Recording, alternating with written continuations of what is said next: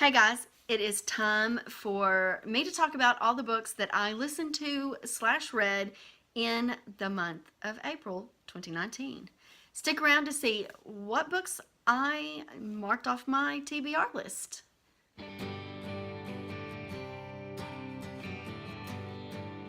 Hey y'all, it's me Jen and welcome back to my channel Icarus Inklings. This is my wrap-up video for the month of April 2019. I don't have a cute little stack of books over here to show you because I listened to 90% of these. And there's my wrap-up stack, I guess. I have them all listed here in my bullet journal. So I just want to start off by saying I had an amazing reading / listening month in April, and that's probably because I did a reread of 3 of my favorite books. So let's just dive into this and I'll tell you about all the books.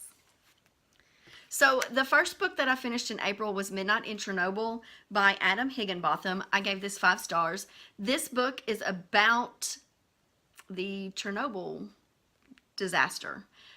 It was really interesting to me because I've always kind of been interested in that anyway.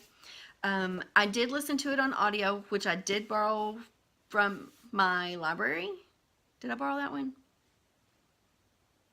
I think I bought that one from Audible. Yeah, I bought that one on Audible. Anyway, I had been eyeing this book for a while.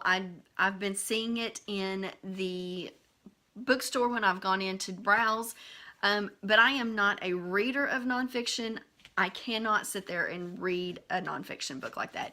I always have to listen to nonfiction and memoirs, and this was no exception.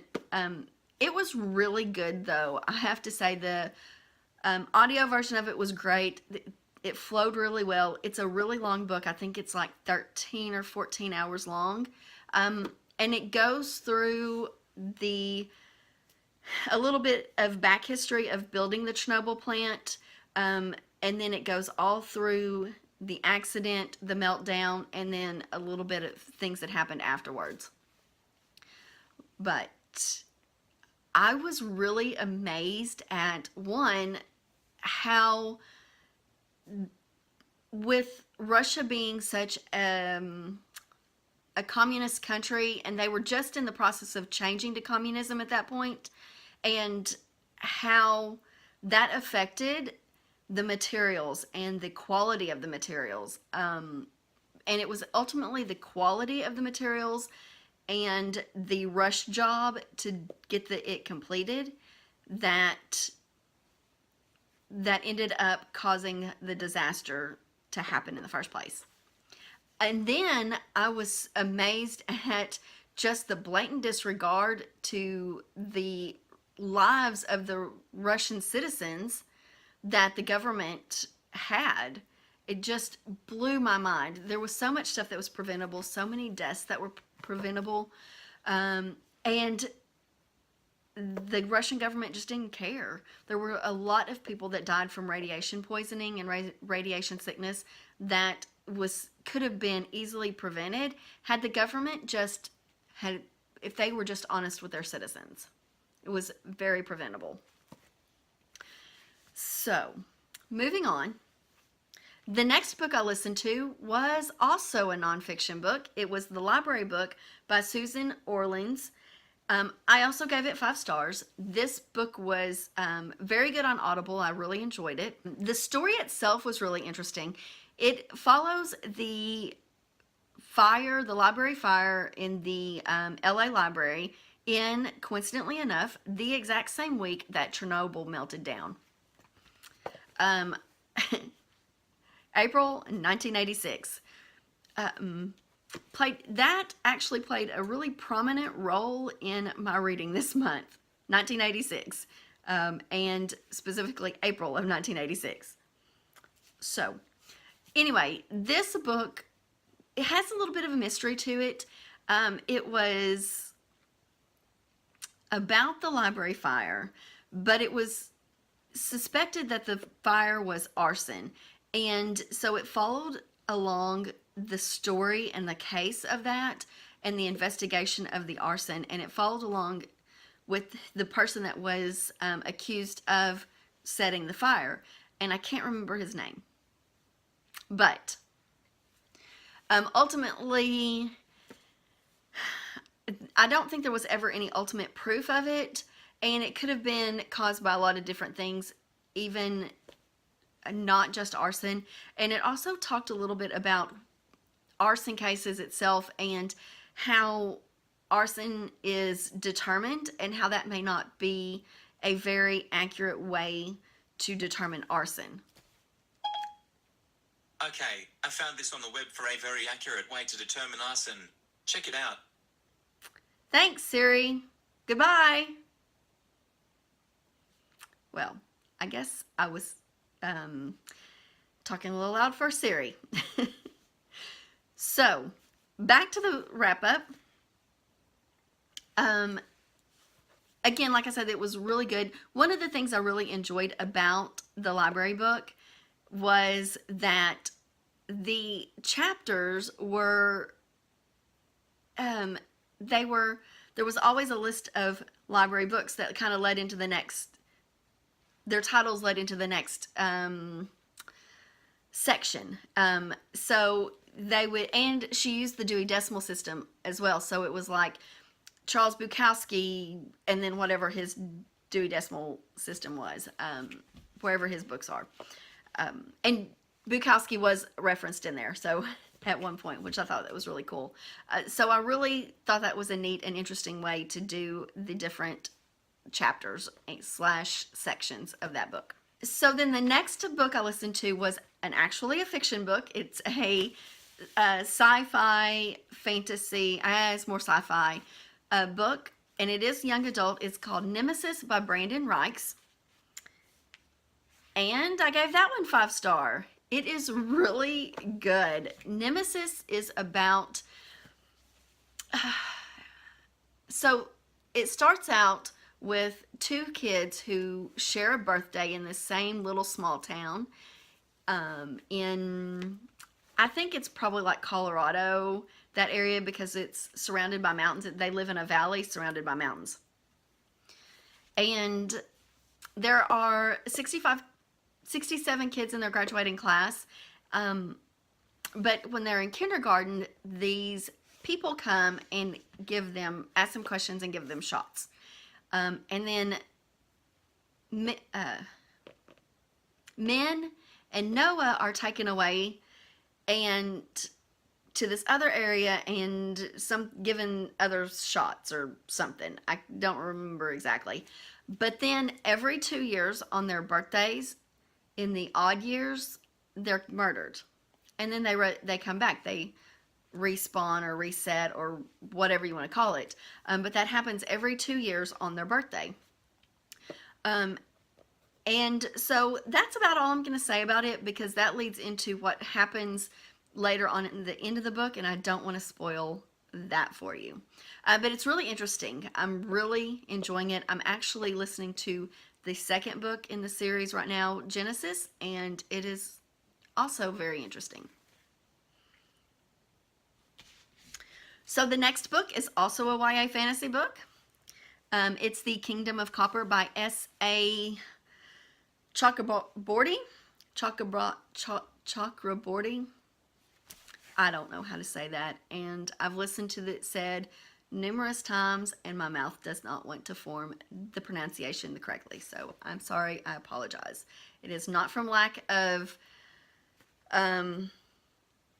wanting to pronounce it correctly. It's just my mouth doesn't form the right way to pronounce it. So this is the second book in the Kingdom of Copper series, and I gave it 5 stars. So I'm not going to say a lot about it because it is a second book and I don't want to spoil anything, but it gets very interesting, and the final cliffhanger of it is intense, and I need the third book now. But I think it doesn't release for another year. So very interesting. It is definitely a fantasy book, young adult, set in what's probably equivalent to like the Middle East. Then we start my rereads. let me go back and say that both Nemesis and Kingdom of Copper, I did listen to the audiobooks of those that I borrowed from my library, and they're fantastic. Very well done. Nemesis is a full cast, and Kingdom of Copper, it was done very well on audio as well. I really enjoyed both of those. Okay, now back to my other ones. I start my rereads here, and that was the Hunger Games series. I started with The Hunger Games by Suzanne Collins. Strip Cover Lit's doing a read-along right now with that, and I didn't want to do the read-along, but I wanted to refresh my memory so I could follow along with what they're talking about.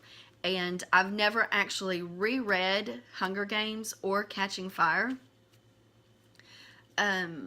So I wanted to refresh those because it's been probably 10, 11 years since I read those books. And I love Hunger Games. I gave it 5 stars. I don't know what else to say about it. You probably already know what the Hunger Games is all about. So I'm not really going to go into a synopsis here because the Hunger Games have been around for a long time. YA, dystopian, reality TV, kids killing kids. It's really kind of what sums it up. But there is such good character development in these, and I really enjoyed it a lot. I loved everything about it. And then I moved on to Catching Fire by Suzanne Collins. I only gave this one 4 stars. It is not my favorite of the series by any shot. I still think it's good, but it suffers from that middle book syndrome where it's really a lot of it's got to fill in the gaps between the first book and the third book, and it's just not as good as it. Still good, still a lot in there. You meet a lot of new characters that play a very prominent role in Mockingjay, and but it's only 4 stars for me. And then finally we come to Mockingjay by Suzanne Collins, which is 5 stars. This is my third time to read this book. I read it originally back in 2008. I reread it again right before the final Mockingjay movie came out. And then, of course, I reread it now. And again, it's 5 stars. It's my favorite book of the trilogy. And I know that most people hate this book because of the ending, the way it ends. But I don't think it could have ended any other way. There's just not any other way. And that's all I'm going to say about that. Because, again, I don't want to spoil it if you haven't read it. So the next book that I read / listened to was Sadie by Courtney Summers. I did end up listening to this on audiobook, and I am so glad that I did. I don't think I would have liked it as much had I read it versus listening to it. This book follows a girl who is looking for her sister's killer and ultimately goes missing. Sadie's little sister, Maddie, is killed, and Sadie goes looking for the killer because she knows who it is. This is told in 2 parts. The audiobook is done, it's a full cast audiobook. There's Sadie's part, and then Sadie's pseudo grandmother hires a reporter to go looking for Sadie and to figure out what happened to her and why she disappeared. And that portion of it is done through a podcast. And in the audiobook, you get the podcast itself. And so it really brings the whole experience together. I gave this book 5 stars, and I highly recommend listening to the audiobook instead of reading it, because I think that really helps you get immersed into the story and really brings the story to life. I really enjoyed this. Now, I do want to say that there are some trigger warnings. I am not normally a trigger warning person. I don't think that they're unnecessary, but for me personally, usually they're unnecessary. However, in this book, there is some child molestation, rape in here, and it comes at you like just a punch in the gut. there's nothing anywhere in this, in the descriptions or anything, that leads you to believe that that's going to be the case. You know there's a murder because that's the way it opens. That's why Sadie goes missing. She's looking for her little sister's murderer. But you get the child molestation and child rape. It's alluded to, and then it's confirmed later on. And I really wish that I would have had known about it, because it was very difficult to read about. It's well done. I don't want to say anything negative about it, because I think this book was done very well, written very well, and handled the issues that it presents very well as well. But I wish I had known going into it that that subject matter was involved. Because I would have still read it, but it would not have caught me off guard as much as it did. Then, the final book that I listened to in the month of April was Conspiracy of Fools by Kirk Eichenwald. I also gave it 5 stars. This was a nonfiction book about the collapse of Enron, the scandal that surrounded the Enron case, and ultimately ended up with WorldCom had the same scandal going on, and it also took down the accounting firm Arthur and Anderson. So this book is actually told in 2 parts. It's a 30-hour audiobook. So I found it really interesting. I found that it read a lot more like a true crime novel. I mean, it is a true crime novel, but I felt it read more like a fiction novel than a boring old nonfiction account of the accounting world and the financial world, and this corporation that was using creative accounting to make profit and money. I found it interesting as an accountant. It is one of the things that we have to study when you're in your later accounting classes, and just the reason behind it is because the Sarbanes something Act. I should know that off the top of my head since I am an accountant. But because Enron their creative financial accounting is what created that act to be put in place, and it is a huge deal in the accounting and financial world now. So like I said, I found it very interesting. If you're not interested in accounting, if you're not an accountant, you probably wouldn't find it as interesting. You'd probably find it to be tedious and confusing. There were definitely parts of it that I had to go back and listen to again, because what they were explaining was even confusing to me. But I don't deal with stocks and that kind of thing, the securities, in my field. I have in the past, but it's just been a little teeny tiny portion of my career that I've dealt with financial securities. So I found it interesting. I enjoyed it a lot. I thought it was well written. I thought it was written very engagingly.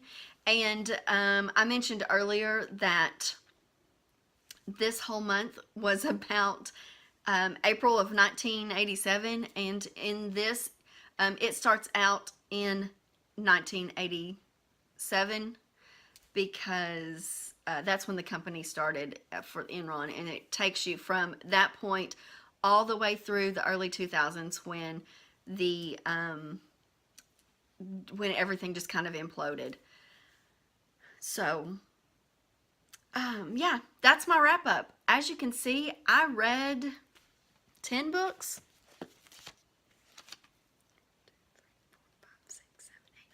9 books. I read 9 books this month. I listened to all of them on audiobook, and I gave 8 out of the 9 5 stars, and then the 9th one was still a 4-star. So as you can see, I had a really great reading / listening month, and hopefully that will continue. So in the comments below, let me know if you have read any of these books, if any of them sound interesting to you.